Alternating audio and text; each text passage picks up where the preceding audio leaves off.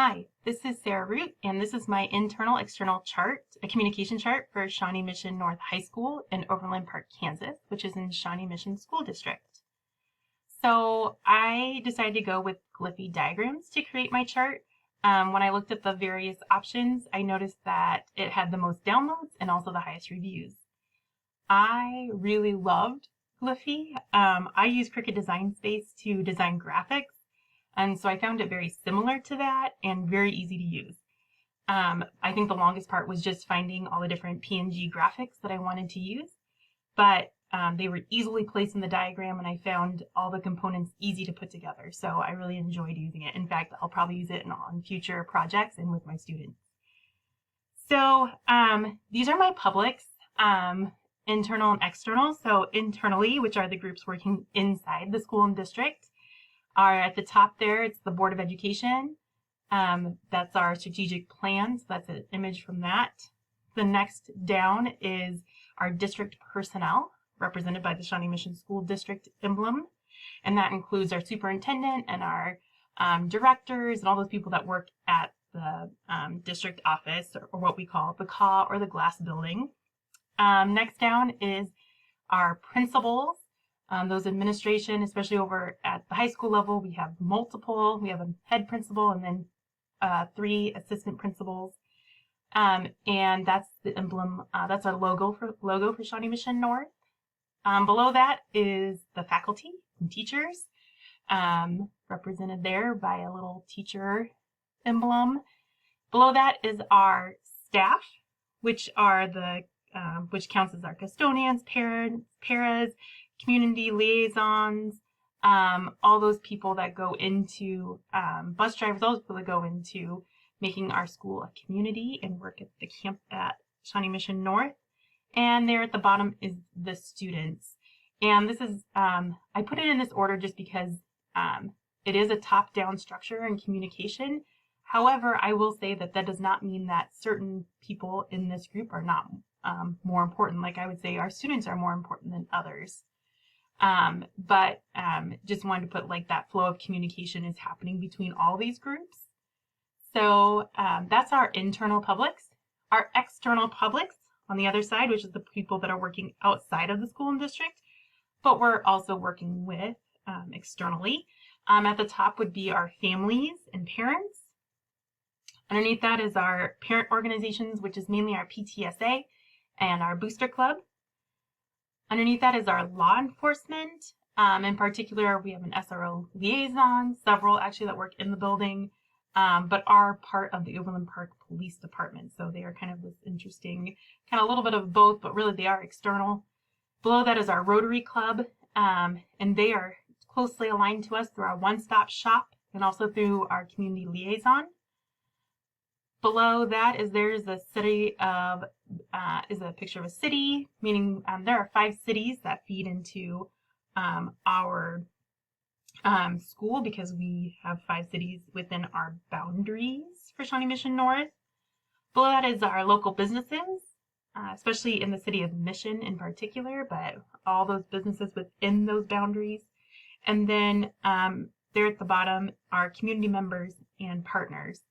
And I did draw arrows between the, especially I started with the internal side and each one was given a color.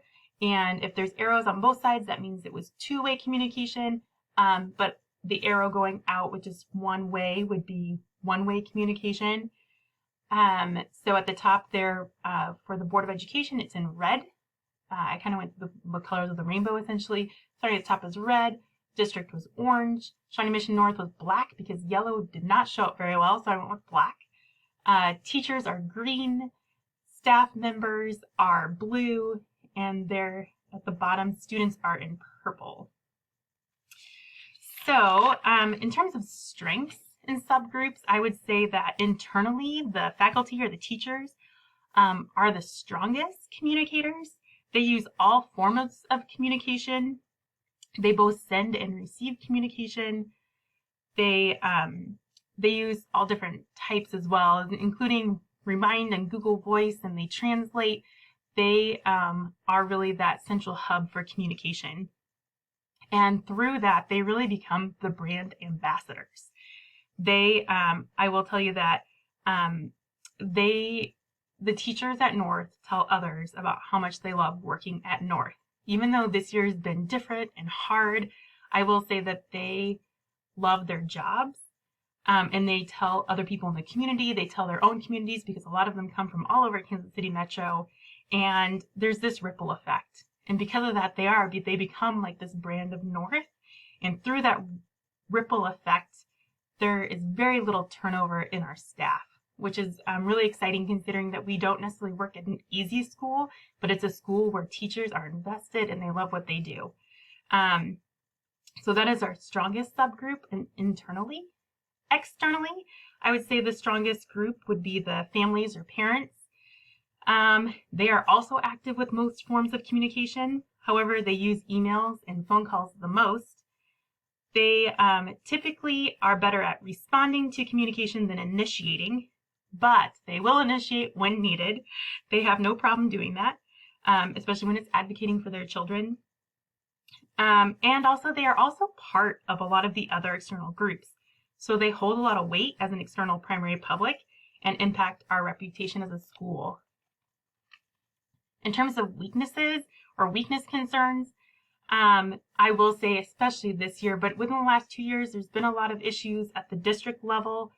Morale is kind of low across the district, I would say, and a lot of that falls on the district level. Mainly that a lot of decisions that are being made, especially by the superintendent and those at the top, they are being made and they're being made quickly with not a lot of warning, especially in the time of COVID. So making some decisions are shocking and unexpected. So for example, principals, when they're changing learning modes, like from hybrid to remote, they're like telling principals about 30 minutes before that email goes out. Teachers 5 minutes, faculty and staff about 5 minutes before that email goes out to families. And then families find out. And so there's not a lot of time to process and figure out how to communicate with our external publics as well as internally. And I think that it hurts us. There's not a lot of two-way communication through that. And so it prevents collaboration and really hurts our reputation because our social conscience is negatively affected. I think to fix that is just more opportunities for teachers to be involved in that two-way communication. And it's not, that communication shouldn't be just about distribution. Another piece is that we don't have a survey for teachers to fill out from the district. And I think that that would be a good way to kind of evaluate what those needs are, especially because morale is low. In terms of an external public weakness, I would say that, interestingly enough, the PTSA and the Booster Club are not the best communicators, which is interesting because they are so closely tied to the school and community. However, they're really good at communicating at the beginning of the year when they're collecting their dues from everybody, but then it's kind of rare after that. So they're holding meetings every month, but they don't really, most teachers don't know when those are happening. And, you know, they provide scholarships and monies for classes and new programs and clubs, but they're not really communicating that and what's happening with that and the good things that are coming out of that. The only way I find out is by talking to other teachers.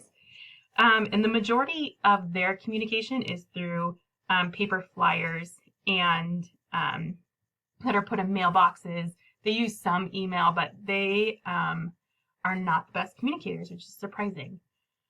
So to fix that, it would be helpful if they sent out like whole school emails at least quarterly, just with updates and telling us some of the cool things that they're doing, especially some of those good news pieces, so that there's more connection to the staff and we can grow together as a community as a whole, because the whole point of that is to have a community, a sense of community, and that we're building something together for students.